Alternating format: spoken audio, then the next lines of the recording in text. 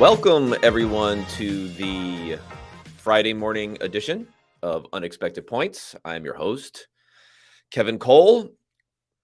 Our agenda for the day is reviewing Thursday night, a surprisingly competitive Thursday night football contest between the undefeated, spoiler alert, still undefeated, Philadelphia Eagles and Houston Texans. Have some takeaways, not only for the normal stuff, the adjusted scores, the number of the games, some of the grading aspects of it.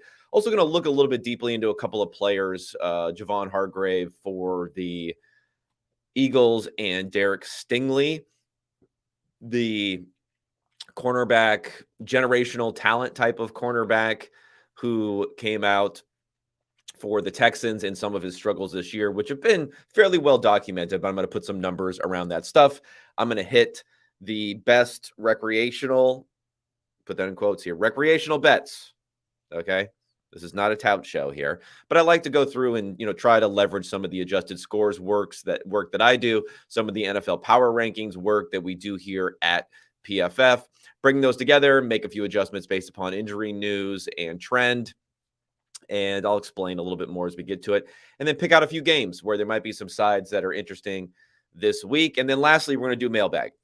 I know I haven't done mailbag, although I said I was going to do mailbag the last couple of weeks. I've collected some questions. I see there's already a question here in the comments when I'm going live here on YouTube. So drop some additional questions in the comments, and then I'll be able to bring those up and actually show them to everyone as we are talking through the mailbag questions I have. And again, I'll peruse those and try to bring in some new ones as we get them. But first, let's get to Thursday night football. Are you ready for some Thursday night football? The Eagles end up pulling this one out, but it was close for a while. And I think a turning point may have been the first of a couple of different turnovers here from Davis Mills in the second half. 3rd and 6. Pressure on Mills. Look out. Throws, and it's going to be picked at the 42-yard line. Gardner Johnson, his 5th interception of the season, and takes it into Texans territory. Yes, Chauncey Gardner Johnson, 5th interception of the season. And remember, this is one of the, I don't know if I want to say brilliant moves from Howie Roseman. I mean, it's an open market here to trade for guys. I don't know how much negotiating the Saints were doing, trying to figure out a new home for him. But, hey, props to the Eagles, who are getting maybe not these like elite players during the season, like they got A.J. Brown in the offseason, but are also adding a lot of depth to the back end and now to the front as they made that trade for a lot of other players to bring in here to have some depth in all areas. So, How he's doing his thing. He's definitely doing his thing right now, and we'll see how it plays out going forward for the undefeated Eagles. Not much to talk about as far as playoff probabilities in this one. Eagles are basically 100% to make the playoffs. I think it is somewhat interesting from the fact that the Texans are now getting closer and closer to potentially getting that number 1 pick, which I think we have them forecast more likely than the Lions right now, who are 1-6. The Texans are now 1-6-1. We have them more likely to get that pick. So, continue to do your job there. Lovie Smith and Davis Mills and everyone else there to go ahead and secure that selection. It was looking a little dicey in the first half, at least. Let's get to first the number of the game that I'm going to bring up for every single game before I get to the particulars on it. So the number of the game on this one, I'm going to say is 70. So what is 70? So that is the percentage of times the Eagles converted to a new series of downs when they reached 3rd down in this game. Now, there were a lot of times they didn't reach 3rd down because they were pretty successful moving the ball, but they did reach 3rd down a decent amount, multiple times in the first drive where they had 3rd and 6, 3rd and 8, 3rd and 3 on the goal line that they didn't convert the 3rd and 3, but then they converted the 4th and 2 for the touchdown. So they were 5 of 10 on 3rd down, but they were 2 of 2 on 4th down. So you put those together, so 2 of their failures on 3rd down were actually a success on 4th down. So 7 out of 10 times they converted there. And that's basically the game. I mean, I've said this before. I've probably said it ad nauseum. Make or miss league in the NBA when it comes to 3-pointers, whether you win or not. It's kind of a convert or don't convert league in the NFL. Certain teams can avoid getting the third down, which is becoming more difficult without as many explosive plays this year. But when it comes to converting third down, being able to convert, being willing to run plays that you know will set yourself up for a potential fourth down, which we saw again, 3rd and 3 on the goal line, running the ball there from the Eagles, and then going ahead and running again at 4th and 2. They are better than almost anyone at knowing that sequentialism of what they can do. I mean, the second time they picked up the fourth down, it was crazy. It was like a Hurts run for 14 yards on 3rd and 15. Then they pick it up on 4th and 1. So great job by the Eagles using that. But again, they're not going to keep this sort of measure. They're not going to be 7 of 10 converting third downs. But this is what really made the huge difference in this game, because the flip side of it, again, talent comes into this. I'm not saying it's all luck, but still the flip side of it, the Texans 2 of 9 on third down. They can't convert. The Eagles can convert. That ends up being a big difference, in addition to the turnovers that that came at the end of the game. One of them fairly meaningless at the end, interception at the end of the game. The particulars for this one. So Philadelphia was a 14-point favorite on the road in this game. Enormous number here. They win by 12. Congratulations to Houston's Texans bettors who were sweating it out there at the end. Just, never basically covering the entire game, just hoping there wasn't going to be a pick six or something at the end, or the Eagles would get a very late touchdown there at the end. Luckily, that did not happen for them. Philadelphia, the adjusted score here is 32-22. It's a little bit surprising that the Philadelphia score is so high, because they were so good converting on 3rd and 4th down. That's something that's not necessarily sustainable at that level, but they were consistently successful. They're in the 90th percentile for their success rate, how good they were in this game. And Houston wasn't bad. They were in the 50th percentile. That was part of the problem for Philly early in this game, is that Houston was able to move the ball well, going all the way down the field on the first drive, and being able to be successful later on in the game, getting a strip sack fumble on Jalen Hurts on a kind of weird play there. That helped them out, obviously, quite a bit. But then things kind of regressed back to what we were expecting and fell apart in the second half, which we kind of knew that was going to happen. All right, so let's get to some of the numbers from this game, some of the players to highlight in this one. Dameon Pierce, I guess, if we're going to start positive for the Houston Texans, we have him down here for 9 missed tackles forced is what our metric is. That combines broken tackles and other sorts of things that wouldn't be considered broken tackles, but let's say juking out a defender in the hole, something like that so far this season. I mean, incredible rookie year for him. He was someone I was somewhat high on coming into the season, mostly because of opportunity. Mostly because of opportunity this year. I thought that he had a good chance of potentially leading that backfield. I know he was the highest graded rusher coming into this season for the draft class, but that didn't necessarily mean that I thought that he was going to be on this level that he is so far this season.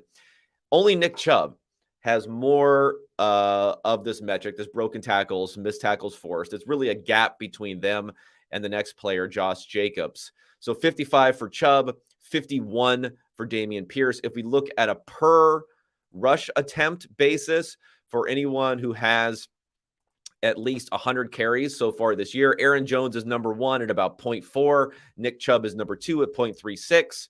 And then Dameon Pierce is number 3 at 0.34, along with Josh Jacobs. Other guys, Jonathan Taylor's lower. Ramondre Stevenson's having a great year. He's a bit lower.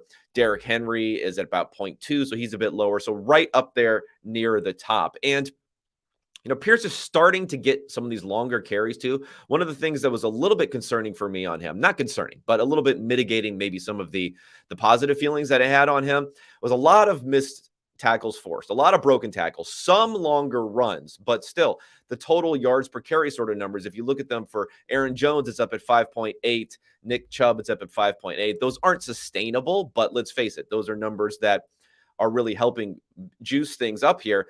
Dameon Pierce at 4.7. Now they're about the same after contact. He's only a little bit lower after contact. So it's really a yards before contact issue, less than a yard before contact for Dameon Pierce, whereas it's 2.1 yards before contact for Aaron Jones, 1.8 for Nick Chubb. So he's not, whether that's blocking, whether that's vision, however you want to put it together there. I think sometimes we attribute way too much of that to blocking versus vision. It's an interesting thing to think about here because Dameon Pierce is really generating all of these yards after contact, second only to Derrick Henry as far as the percentage of yards after contact generated this year. So he's really the positive story for the Texans. They didn't have the receivers. Brandon Cooks was sitting out after not being traded. Another guy who I like a bit, Nico Collins, who had been coming on in recent weeks, has missed the last couple of weeks, so he didn't end up playing there. Not a lot else to talk about them offensively. When it comes to the Eagles, Jalen Hurts had a 74 grade in this game, 9 yards per attempt, pretty good, but didn't throw the ball a whole lot. 27 pass attempts, and that's a little bit lower than you would have thought because 4 sacks, which I don't like to see for him. Again, one of them was a strip sack fumble where it looked like there was some confusion there, so maybe we don't count that. A couple of scrambles. So he was scrambling and getting sacked a decent amount of time versus the total rushes. But then they just poured it on with the running attempts, 31 attempts for 143 yards in this game. Miles Sanders, 5.5 yards of carry, 93 yards. And Jalen Hurts himself, 9 carries, 23 yards. And he also had a good touchdown run from Kenneth Gainwell. Another one where, they're just saying, hey, we're just going to run it on these third downs near the goal line and be able to pick it up because we know we will go for it on fourth down. That really opens up the playbook, especially in a condensed area in the red zone near the goal line. Having that ability to run these read option plays where they can be RPOs or read options or just pure read options for Jalen Hurts. Sometimes it's like 3 options. It's hand it off, run it, or pass it for Jalen Hurts. Having all those options in a condensed part of the field, knowing you're going to go for it on fourth down, huge advantages to being able to convert here.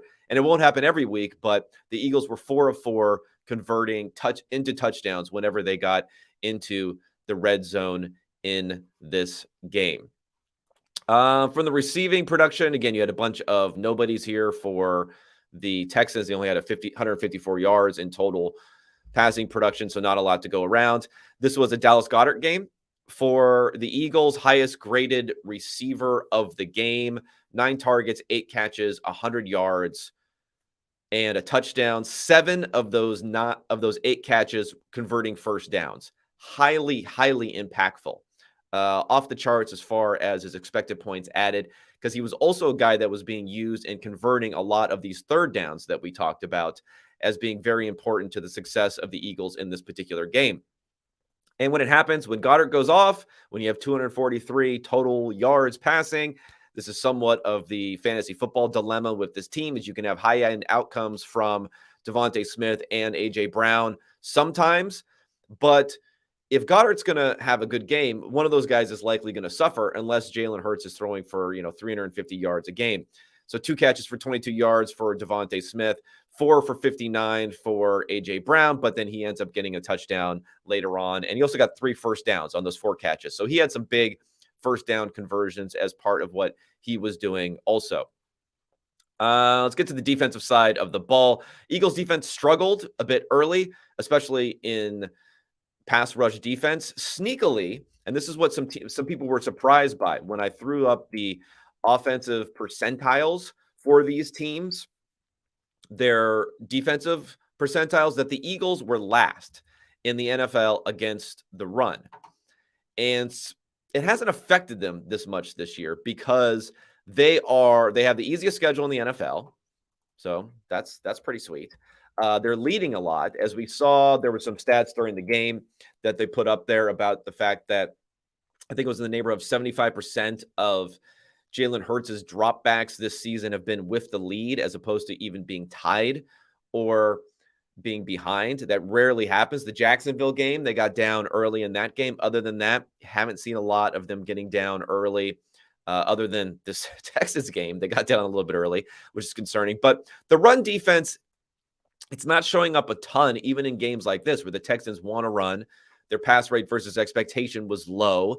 Dameon Pierce was playing well, so they got some offense going. But as long as they're playing these bad teams that can't convert first downs through the air, which you have to do most of the time. If you're beyond 3rd and 3, you have to convert first downs through the air. Not playing that level of quarterback play, not having to deal with that. The fact that their run defense has been bad has not affected them.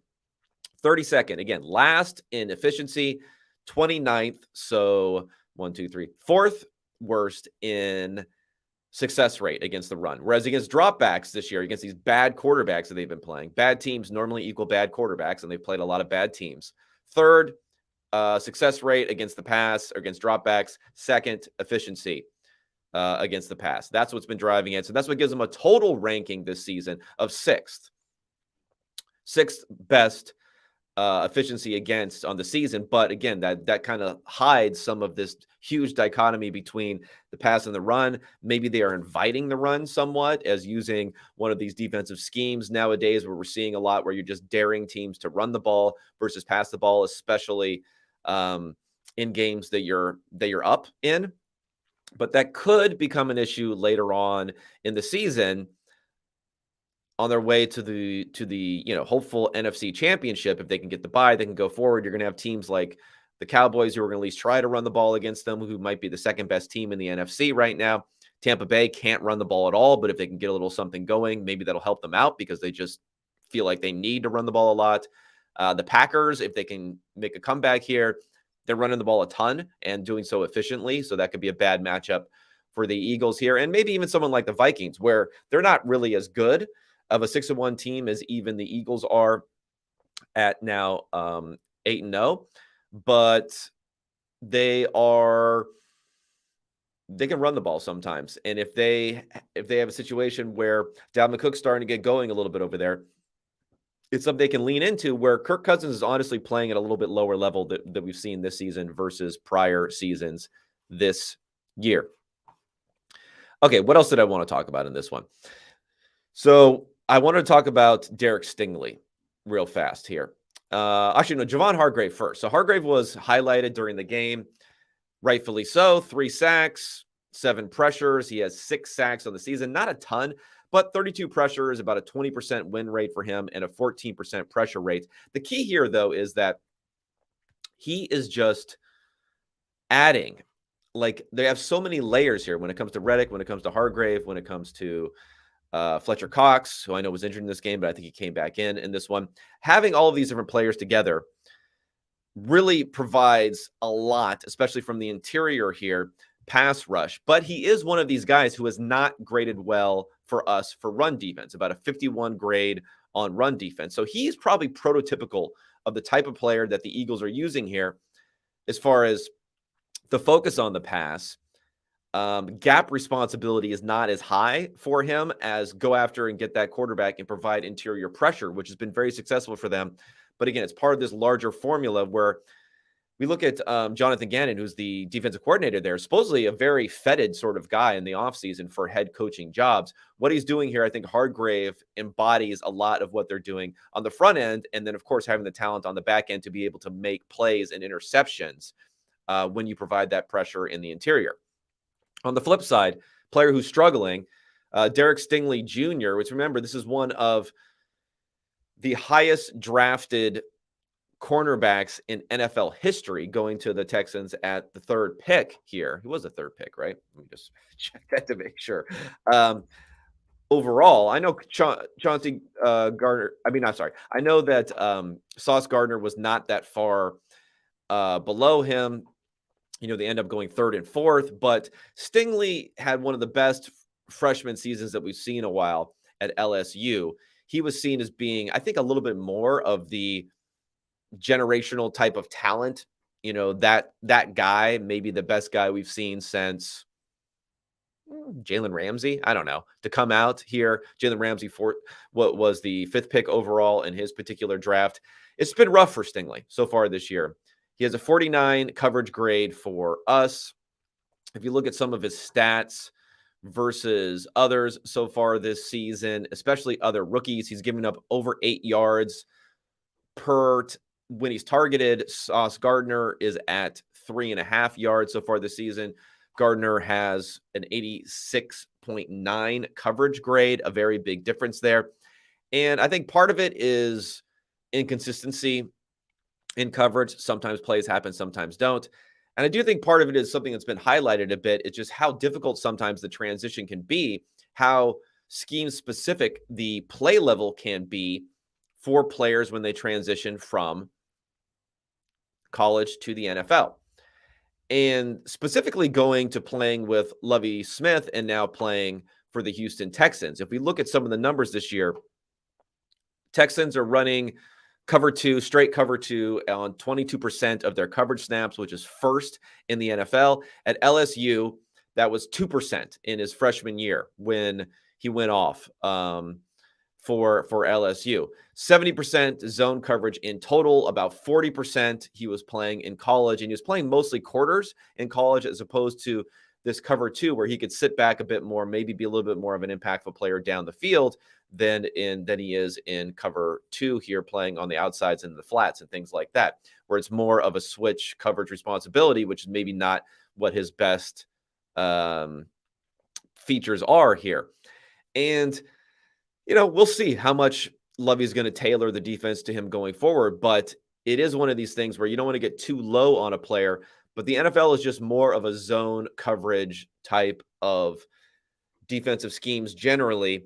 We don't really have guys out on an island nearly as much as we used to be in the past. And clearly, Lovie Smith is not the guy to do that sort of island coverage. Maybe when they likely have a new head coach, I would say next season, that'll happen a bit more. Something to pay attention for Stingley. We're not writing him off, but again, another grade in the 60s this week, another game where he didn't give up a ton. He actually was okay in this game versus some others in the past, but he just has been making the impactful plays you would expect, other than an interception in the end zone against Trevor Lawrence in that win in week 5. But that was more a bonehead play by Lawrence than a great play by Stingley in that game.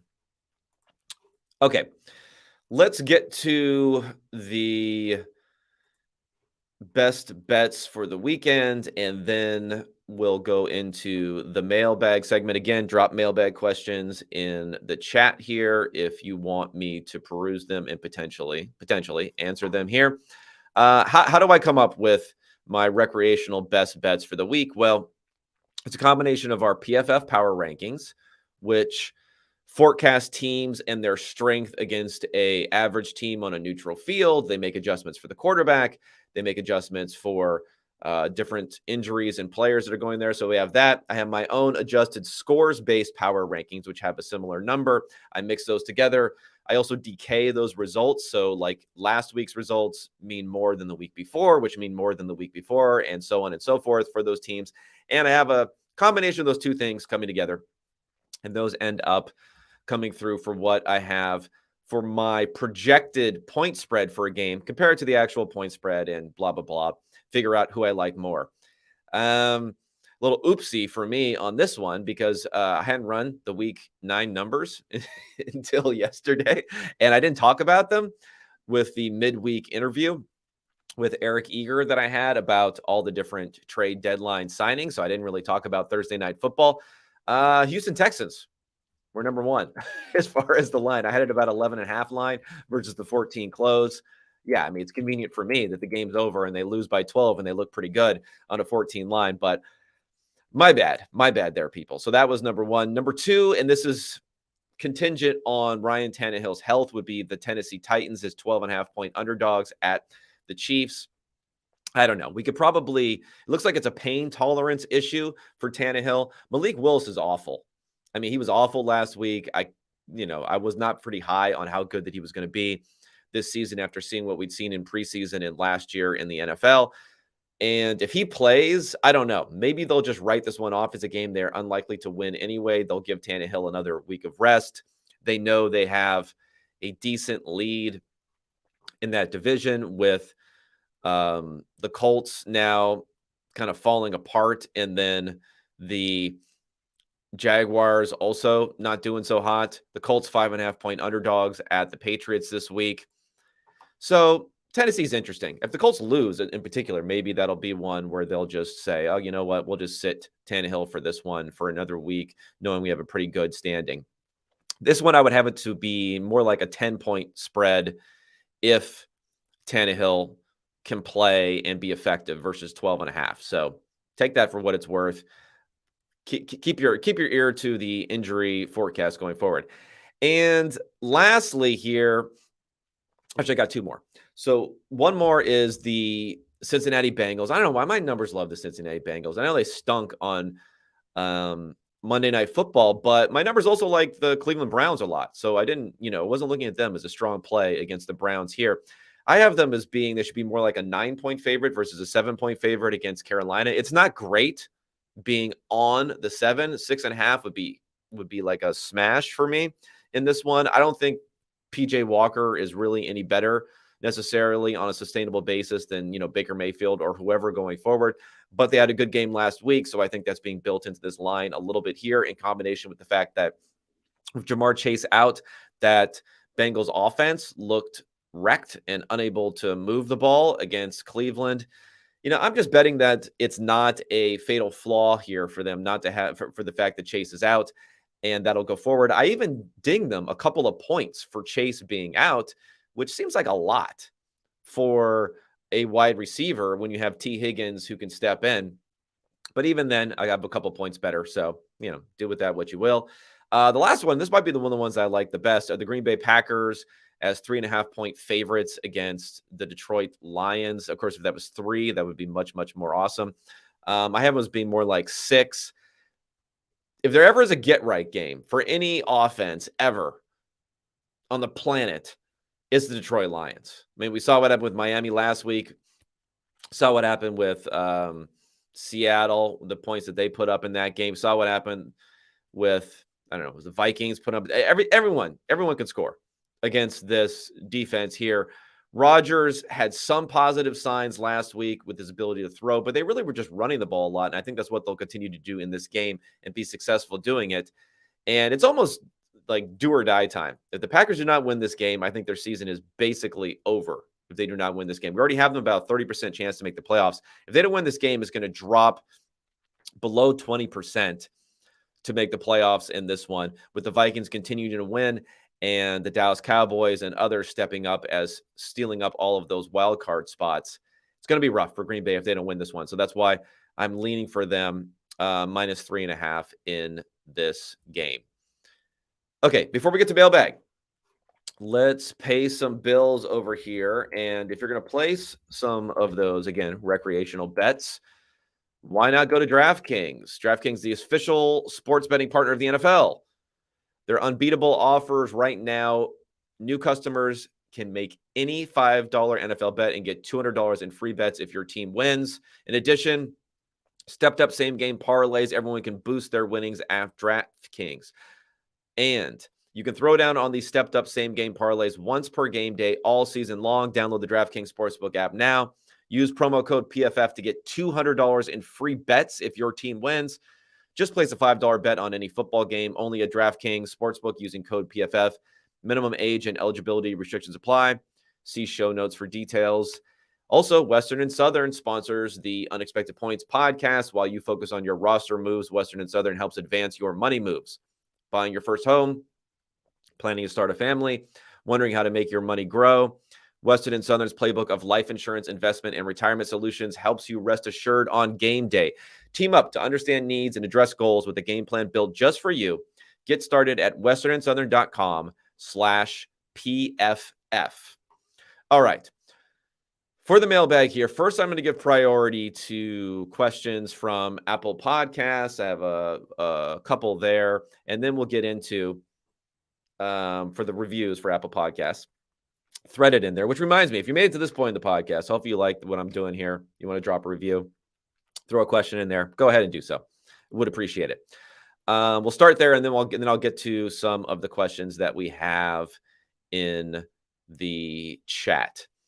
Okay, this is from P Parish 23. Again, these are a little bit old because I haven't had a chance to get to them, so apologies for that with everything that's going on with the trade deadline.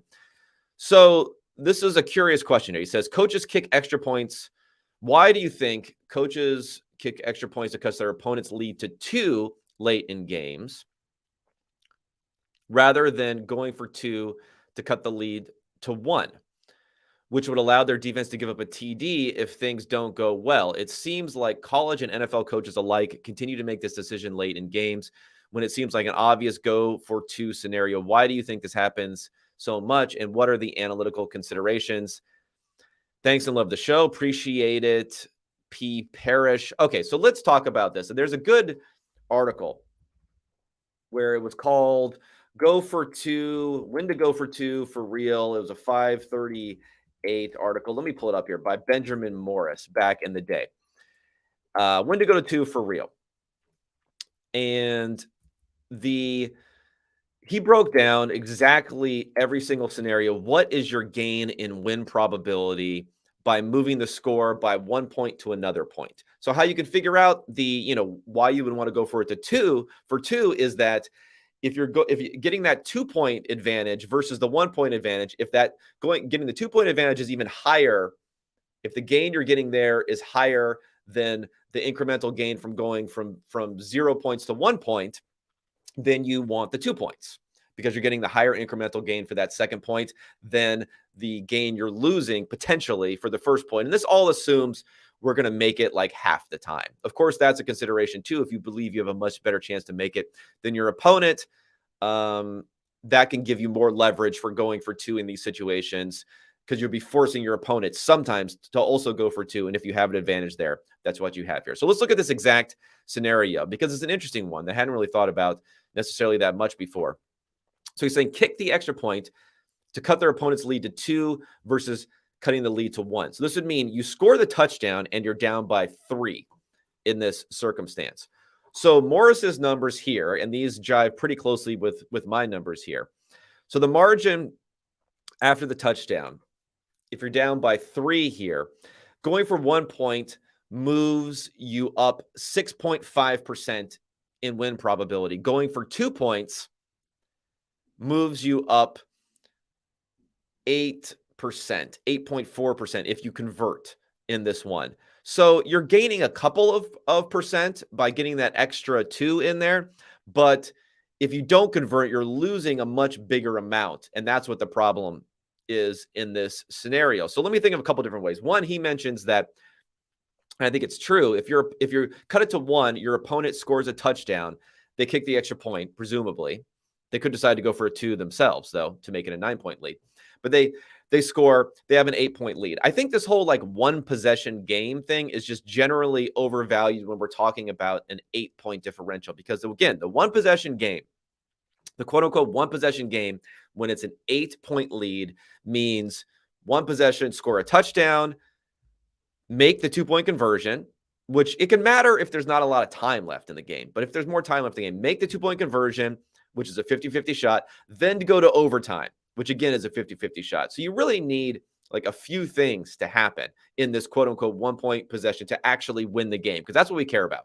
Care about winning the game. We don't care about tying the game and going to overtime. Whereas if you cut the lead to 2 versus 3, you're opening up the possibility of kicking a field goal to win the game potentially, not have to go to overtime.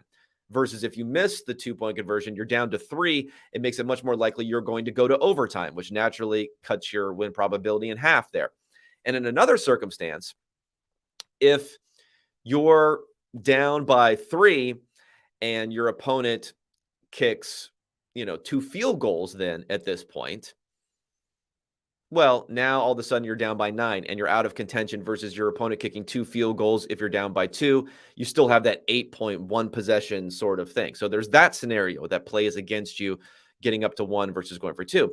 And the scenario where your opponent just kicks a field goal after this point, doesn't get a touchdown, whether you're down by 2 or whether you're down by 1, doesn't make any difference. You'd be down by 4 or you're down by 5. So it makes no difference in that scenario. You're not getting the benefit. So the only scenario you're getting the benefit by getting that incremental point is the scenario where your opponent scores a touchdown and makes an extra point, and you need to complete this all on one possession to get back into the game. That's the reason teams don't do it. It is the right move to only go for the 1 there and to get down by 2. So I think it's interesting discussion, and a lot of things have been put around how you keep teams out of this one possession game. But I do think coaches are making the right move in that scenario. Another mailbag question here. asking to explain the adjusted scores a little bit more and exactly how I go into it. Okay, I'll go into this a little bit. I don't want to get into too much detail, but basically I'm looking at all game results from 2015 and on.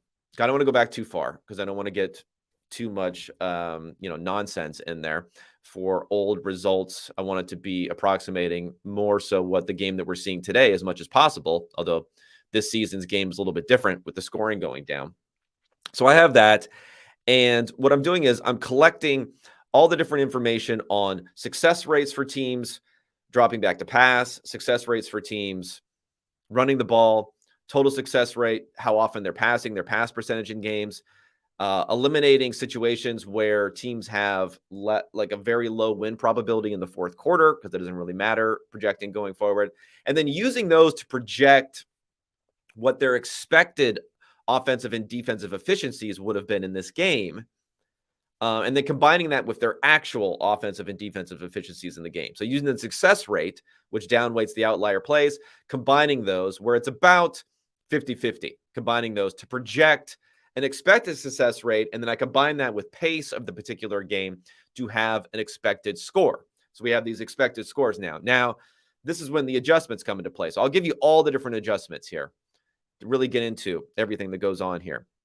So I have turnover-worthy plays minus interceptions times 1.5. And why I do 1.5 is normally you have more turnover-worthy plays than interceptions. Like that's a natural thing that every turnover-worthy play does not turn into an interception. So, but if you have more than that, if you have more than 1.5 turnover-worthy plays per interception, that means you're getting kind of lucky. You're getting lucky on these pass plays. So then I subtract out for that. When you're above that number, when you're below that number, you have more interceptions than you do 1.5 times that number turnover-worthy plays, then you get a benefit. Dropped pass rate. The natural drop pass rate in the NFL is about 7%. So I'm looking, are you above or below that 7% drop pass rate? Let's, scale that by the number of pass attempts you had in this game, and let's give you a little extra benefit if you're above that number or take away if you're below that number. Fumbles. So I look at all fumbles, regardless of whether they're recovered by the offense or the defense. I take that EPA out of the first calculation, and then I add the negatives back in here by just looking at fumbles, not looking at fumble recoveries, and giving a standard EPA loss per fumble number here. So if there's a fumble 6 or something like that, it's going to be downweighted a lot because I'm just counting that as I would count any other fumble that would happen. Penalties. So penalties, again, there's some stickiness to penalties. There's some that's not, especially big, huge defensive pass interference sort of penalties. So I cut those about at half. The EPA lost or gained on offense or defense for those penalties. And lastly, special teams. Again, special teams is something I cut down even a lot more. I'm only giving about 20% of the credit to bad or great special teams in a particular game because what really drives those numbers are missed field goals, which are random, and returns, which sometimes they aren't random. Maybe you could say a great return guy that you have, if you had a Devin Hester or something like that, it wouldn't be random, but you're still going to get some of that benefit, but I'm cutting it down about 20% of that. Then all those adjustments are made to the earlier scores that I had, and boom, they're the adjusted scores. So that gives you all the details you would want and then some for adjusted scores. Okay, last question here before I get to the stuff in the chat is home field advantage. What's up with home field advantage? Is home field advantage dead? It's close. I've been tracking this. We've had, in 2019, we had a weird situation where the away team actually won 53% of the games during the season. So it was if there was no home field advantage there. 2020 COVID season got even worse. In a way, it was like there was a 1-point advantage to the road team, which of course is variance. There's no reason to think you like benefit from being the road team. But that came into play there. It's gotten a little bit better in 2021 and 2022. But still, if you're going to go by the numbers, it would probably be less than a point at this time. I still model in a little bit over a point, looking at a longer timeline for the fact that home field advantage used to be 2.5 points, maybe even 3 points if you go back far enough on the timeline. So I still model in over a point on here, despite the fact that the evidence is really pointing at, probably being less than a point at this time, presumably because travel's gotten so much easier. Instant replay has come into account to maybe help for some of the referee bias that would come in there. And I think teams and players are just taking care of themselves and have better, more routinized travel schedules and better ability to recover after traveling and getting in and being ready to go there is my assumption for that. Okay, let's get to some numbers, some questions in the chat here. I see we got a lot of stuff in the chat. It's probably people all arguing with each other. But if it isn't, we have some things to talk about. Okay, this is an interesting one from Richard Machado here. We have the additions. I got to put my head higher, or else I'm getting covered by this big question. With the additions of Chubb and Jeff Wilson, how much does that impact Miami's projected wins remaining? Coming mid-season, is the WAR much lower than they would have been if they were there since training camp? No. Chubb and Jeff Wilson, there's not a big difference here when we're talking about WAR, whether they would have started at the beginning of the season or in training camp. I think, number one, I looked through and I tried to model as best I could whether it makes any difference when players come in. I couldn't find anything. So not much in the modeling. And I think also we can use our logic as far as how scheme dependent are different positions offensively and defensively. The more scheme dependent you are, the more coaching maybe dependent you are, the more your role and responsibilities will shift and be different from team to team, the harder it would be for a midseason addition, theoretically. Edge rusher and running back, the two easiest positions, I would say, on each side of the ball for how you can play here. You're lining up on the edge, you're setting the edge, you're normally, there's stunts and other things you're going to call, but it's not that aggressive. Miami does some weird stuff defensively. They drop some guys. Sometimes they do some simulated pressures and drop some guys into coverage. That could become a little confusing, perhaps, for edge rushers. But even the downside in those scenarios is pretty low if they do have to drop back into coverage ever, because they're normally only covering maybe the flat, or even more likely some of the 0 to 3-4 yards down the field, really trying to trap quarterbacks into throwing interceptions in that area. So not a whole lot there. And again, for running backs, you run the ball. Yeah, there's pass routes that you're going to do, other stuff, but we've seen running backs plenty of time come off of the street, come in, and almost have a full role with the team, which would be really, really difficult for a wide receiver to do, or a tight end to do, or an offensive lineman to do, or of course a quarterback to do. But we see running backs come in and pretty much have a full roll off of the street. So I don't think there's any problem there with whether you're coming from training camp or whether you've been around before there. Additions of Chubb and Wilson, how much does it impact their projected wins remaining? So here's the thing. It's not much. So,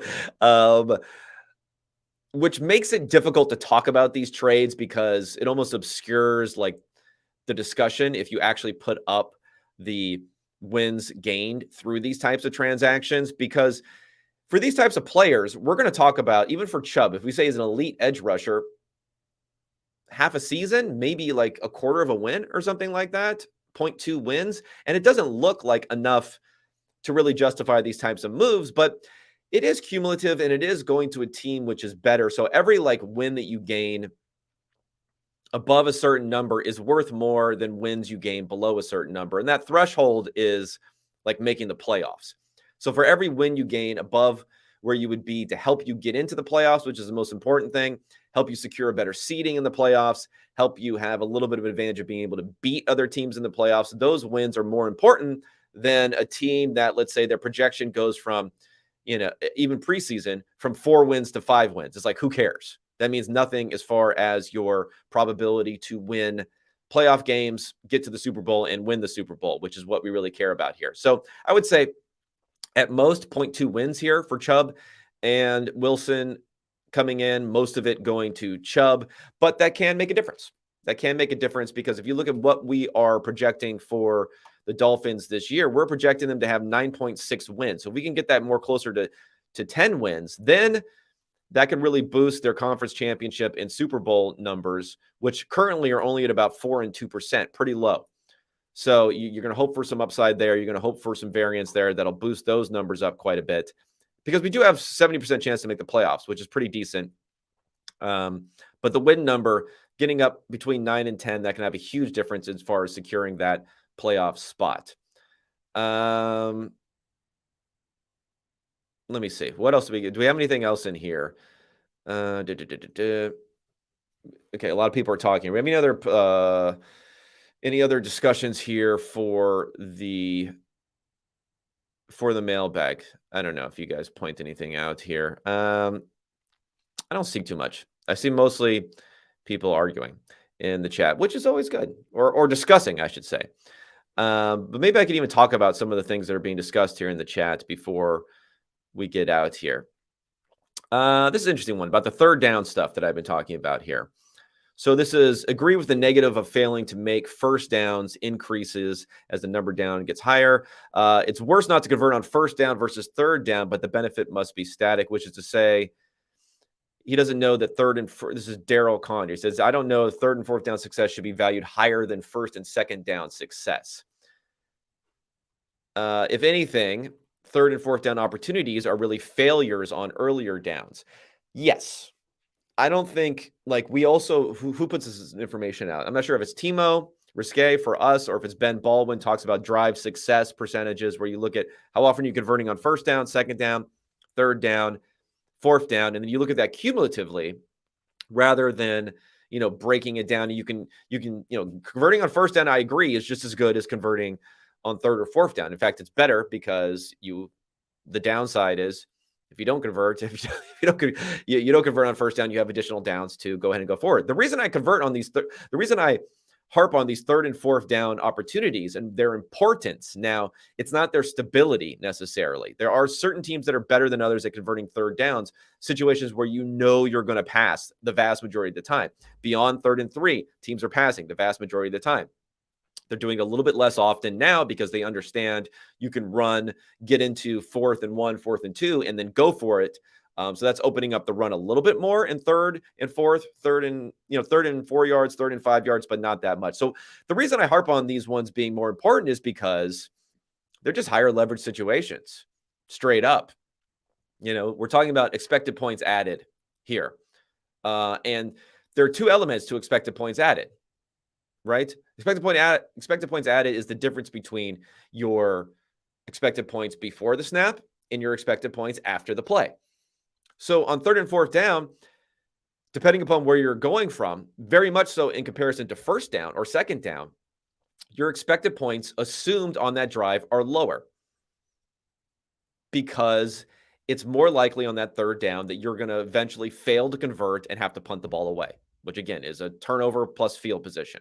So you're more likely in getting to that turnover. Or if you fail on 4th down, it's legit turnover on downs, where that isn't the case on 1st and 2nd down. So your upside, the ability to gain expected points is higher because your ending expected points, getting to the next first down. Let's say gaining 5 yards on 3rd and 5 versus gaining 10 yards on 1st and 10. Your end state is the same. Your expected points coming out of those two situations is exactly the same, but your expected points going into those two situations are very different. And that's why you have higher leverage, the higher ability to gain value on those 3rd and 4th downs. That's why I focus on those, because they have the highest impact on the game. If you're going to say, let's segregate the handful of plays that have the highest impact on this game, it's going to be those 3rd and 4th down plays, or it's going to be turnovers, or it's going to be muffed punt returns and things like that. Anything that leads turnovers, which is basically a turnover. Turnovers first, of course. Second, those types of conversions versus first and second down are just lower leverage plays. But of course, as an offense, you want to be able to convert those types of plays.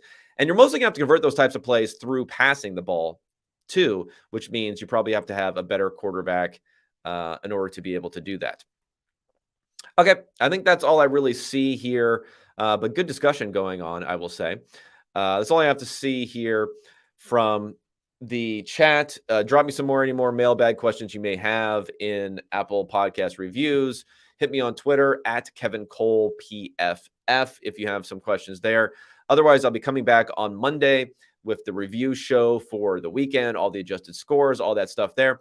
And then midweek, I'm going to do another interview. I think it's going to be Sam I think it was going to be Sam Schwartzstein, but he can't come on again. So we're going to figure out someone to go on there. I'm trying to get Josh Hermsmeyer to come back, but he's busy or something. He's got a lot of stuff going on. We'll figure out someone to talk about midweek, especially someone who can really play into whatever results we see this particular weekend and the narrative coming out of this week. But until then, everyone, thank you for tuning in. Again, leave a review if you enjoy it. Otherwise, I'll be talking to everyone on Monday. Thanks.